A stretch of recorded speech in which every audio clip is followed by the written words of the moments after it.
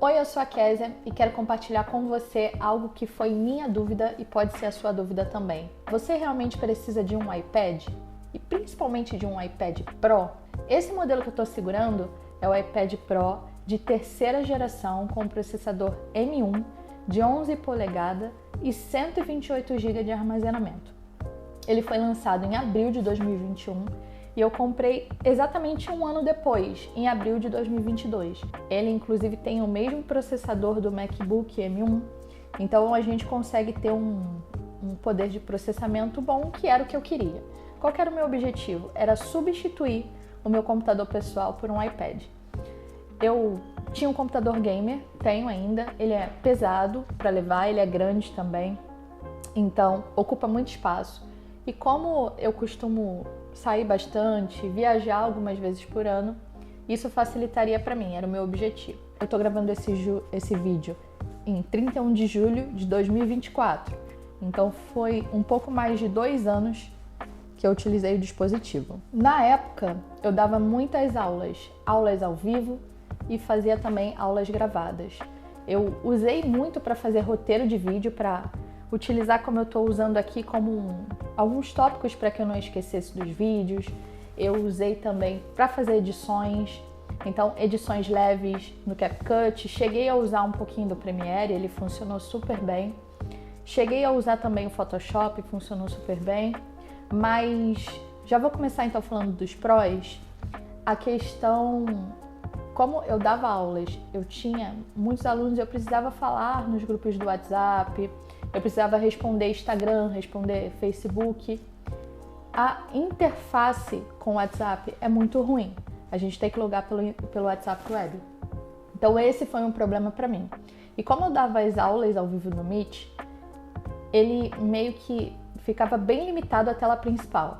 Se eu precisasse sair para passar um slide, por exemplo, ele travava. Não travava assim de o dispositivo, mas o aplicativo, sabe, desligava a câmera, para gravar era bem ruim. Então não era uma experiência tão boa como no computador. E isso para mim já foi de cara o impeditivo para que eu usasse como meu dispositivo principal. Ele tem um sistema de mouse de bolinha, não é a seta. E pode parecer besteira, gente, mas o fato de ser a bolinha, ela agarra para a gente poder usar e deixa a nossa produtividade pior. A gente vai levar mais tempo para fazer uma atividade simples do que a gente faria num computador. Isso é uma besteira? Pode até ser. A gente se acostuma, sim, mas parece que o mouse está meio travado, sabe? E quando a gente vai usar, parece que está agarrado ali no ícone, então é meio difícil para clicar. A gente acostuma, óbvio, mas não é tão prático como um mouse normal com a setinha. Então, essa é uma coisa que me incomodou um pouco. A outra coisa é a questão dos sistemas de arquivo. Se você é usuário de Apple, quando você passa a usar por um tempo, principalmente no iPhone, você acaba se acostumando. É um pouquinho mais chato, demora um pouquinho mais para manipular arquivos dentro do sistema do iOS ou até mesmo do iPad. Então, você sente aquele baque quando você sai do Windows, que tem aquela praticidade toda, você já consegue arrastar os arquivos, e isso não é bem assim. Apesar de trazer um pouco mais de segurança, que é inclusive um pró de usar um iPad, não é tão prático como a gente fala de gestão de arquivos. Agora, se você vai, por exemplo, colocar na nuvem, já fica um pouco mais fácil. E, inclusive, um outro ponto que eu quero trazer aqui como um contra, é a questão do espaço. Esse aqui é de 128, que é o mínimo de armazenamento que vendia na época. Depois eu acho que tinha de 256 ou 512, alguma coisa assim. Só que o valor fica muito mais alto. Então você acaba investindo muito mais para talvez você nem use esse espaço todo. A não ser que você edite muitos vídeos, grave muitos vídeos. Por exemplo, eu estou gravando esse vídeo através do meu iPhone e ele tem 512 de memória. Por quê? Se fosse 128 não daria, mas no caso do iPad, até 64 daria.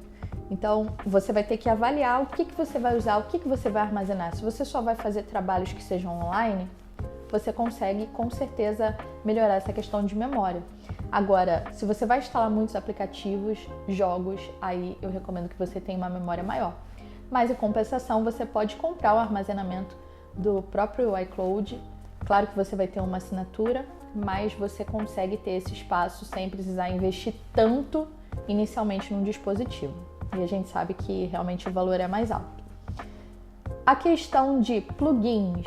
Se você usa plugins, por exemplo, no seu Chrome, ele não vai funcionar aqui no iPad. Então, dependendo do que você trabalhe, do que você faça, você não vai conseguir ter um bom aproveitamento aqui. Outra questão, por exemplo, é se você precisa fazer trabalhos que precisem de um certificado digital ou de token, por exemplo, você não vai conseguir instalar aqui. Então, isso também é uma coisa que vai te atrapalhar. E a outra coisa que eu não posso deixar de destacar é a questão de preço. Principalmente se você quer ter a experiência de ter todos os acessórios da Apple no seu iPad. Por exemplo, a caneta, comprei alguns dias depois e eu paguei, acho que R$1.500, se eu não me engano, na caneta. E no iPad, na época, eu paguei mais de R$7.000. Então, você vê, é um produto premium, sim, ele tá exatamente do mesmo jeito que ele está em relação ao desempenho, em relação à velocidade, mas se você quiser realmente ter a experiência de ter a caneta, de ter o keyboard, de ter uma capa realmente da Apple, você vai desembolsar um valor absurdo e que talvez nem valha a pena para o que você for fazer. Agora a gente vai para os prós, como eu estava falando, a questão da durabilidade. Então, esse dispositivo, na minha opinião, duraria mais uns 3 anos tranquilamente, funcionando muito bem, colocando alguns tablets aí de lado, alguns tablets recentes. É claro que se a gente for comparar com a linha S da Samsung, também é uma linha excelente. O meu marido, por exemplo, tem um S6 Lite da Samsung, ele funciona super bem. É claro que não tem a mesma fluidez. Para esse dispositivo aqui ligar, ele é super rápido e eu deixava ele ligado sempre, então eu precisava usar rapidamente, que eu usava várias vezes durante o dia, eu já pegava e já usava. A questão da fluidez também, principalmente se você tem outros dispositivos da Apple, se você tem um iPhone, se você tem o fone da Apple, o AirPods, se você tem um relógio, a integração, até se você tem um MacBook, eu nunca tive um MacBook, então eu não posso falar por esse aspecto, mas a integração com o relógio, com o iPhone e com o fone é incrível. Você, na hora que você muda, você olha para o dispositivo, ele já muda o fone, entende? Então isso é muito bom. A questão da caneta também. Eu nunca usei uma caneta compatível, sempre tive a caneta original, mas ela é muito boa de escrever. No começo você estranha um pouco o peso, ela é um pouco pesada mesmo, e é um pouco mais grossa, né? Na verdade, porque não é uma caneta, é um lápis. A gente fala caneta, mas na verdade é um lápis.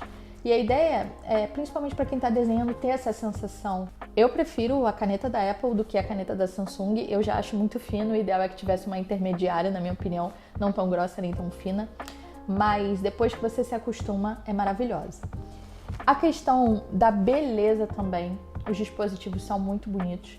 E eu acho que uma das coisas mais fáceis é achar um carregador hoje em dia que não tem que ser o Lightning, né? Um carregador que é USB-C, como esse dispositivo era. Então isso me facilitava bastante.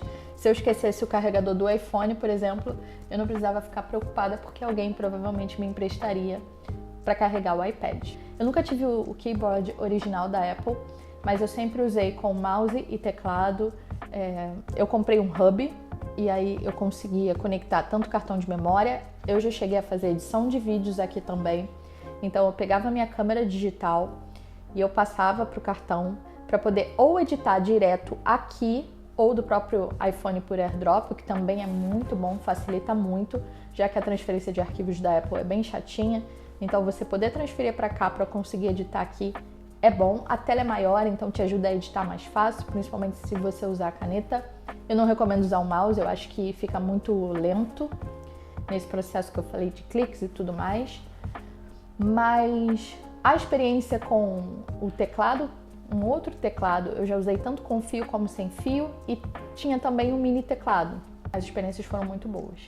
E eu tinha de acessório, isso que eu falei, uma capa, uma película e também um apoio, como se fosse um porta-celular, só que de um tamanho grande para que coubesse o iPad. Eu fiz uma pós-graduação e também dou aula na igreja e tal, então ele me ajudou muito a estudar. A facilidade de estudar aqui é incrível, eu super recomendo para quem quer um dispositivo para estudar. Não tô falando do Pro, mas tô falando do iPad, então é muito bom. E aí, pra gente fechar esse papo, por que eu estou vendendo, na verdade? Eu não preciso de um iPad Pro com todo esse processamento para apenas estudar, para apenas usar o CapCut, por exemplo, que é o máximo que eu uso aqui agora de edição, para assistir o YouTube e para usar o GoodNotes, que é o aplicativo que eu recomendo para quem quer utilizar como um caderno. Então, basicamente, eu dividia a tela e assistia a aula e escrevia, ou assistia um curso, alguma coisa do YouTube e tudo mais. Com o iPad normal, o iPad mesmo de 9ª geração ou de 10ª geração, você consegue tranquilamente fazer isso e sem precisar investir tanto. Com o mercado de usados, você consegue isso num valor bem barato. Não vale a pena ter um dispositivo tão bom se ele não é aproveitado. Eu tenho isso meio que comigo. Eu sempre gostei de tecnologia, então eu falo, caramba, eu vou comprar um dispositivo que eu não vou aproveitar e eu tento sempre aproveitar ao máximo. E também porque eu vou fazer uma viagem e queria poder usufruir um pouco mais nessa viagem, vou pegar esse dinheiro da venda e vou usar na viagem. Então esses são os motivos. Mas não fosse essa questão, principalmente da viagem, eu continuaria com ele pelo menos por mais uns 2 anos.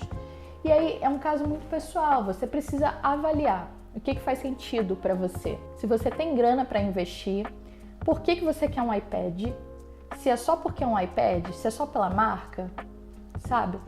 A fluidez é muito boa, mas a Samsung também tem produtos muito bons, outras marcas também têm produtos muito bons. Eu falo da Samsung porque é o que o meu marido tem, então eu consigo falar com mais propriedade do que outras marcas que eu nunca usei. Mas avalia primeiro. Uma coisa que as redes sociais fizeram com a gente, como pessoas, foi fazer com que a gente queira as coisas que às vezes a gente nem precisa. Então, se você não tem nenhum iPhone, talvez, você vai comprar um iPad, tudo bem, para ter a experiência da marca, é legal, vale a pena, não estou dizendo para não comprar. Mas a questão de integração talvez seja melhor se você comprar um outro, um que tem Android. Ou até, eu quero comprar porque eu vejo os reviews e acho os setups bonitos. Tudo bem, né? Você pode fazer o que você quiser, a grana é tua, mas pensa nessa questão de usabilidade em primeiro lugar. Eu acho que isso é muito importante. E se eu pudesse, eu teria os dois, tá? Um dia talvez eu tenha. Mas por enquanto, se eu tivesse que escolher, pra gente fechar aqui, em relação à durabilidade e fluidez, para quem já tem um iPhone, por exemplo, eu escolheria um iPad. Agora, se você tem um Android e se você não se importa tanto com essa questão da marca, eu teria com certeza um outro dispositivo que não fosse da Apple. Então, o próprio Samsung, como eu falei, a Vaio também está com muito interessante. E tem outras marcas, são muitas marcas na verdade, ok? Agora, se você vai usar o WhatsApp como sua principal ferramenta de trabalho, aí eu recomendo que você pense melhor no Android, porque você consegue baixar o aplicativo e consegue ter ali uma produtividade muito melhor, coisa que você não consegue aqui no iPad. E eu falei numa coisa quando eu estava procurando que eu uso muito o WhatsApp para uma questão de trabalho e aí tem que ficar conectando toda hora na questão da página, né, na questão do navegador. Então isso é um pouco chato, é um pouco desconfortável sim, não vou negar para vocês. Eu espero que esse vídeo tenha te ajudado. Se você curte esse assunto, produtividade, essas ferramentas para trabalho, se inscreve aqui no canal. Eu gosto muito desse assunto também. Se você tiver sugestões de vídeos, pode deixar aqui. E quando eu comprar o meu novo dispositivo, seja um iPad ou seja um Samsung ou alguma outra marca, eu volto aqui para mostrar para você. Um abraço e até a próxima.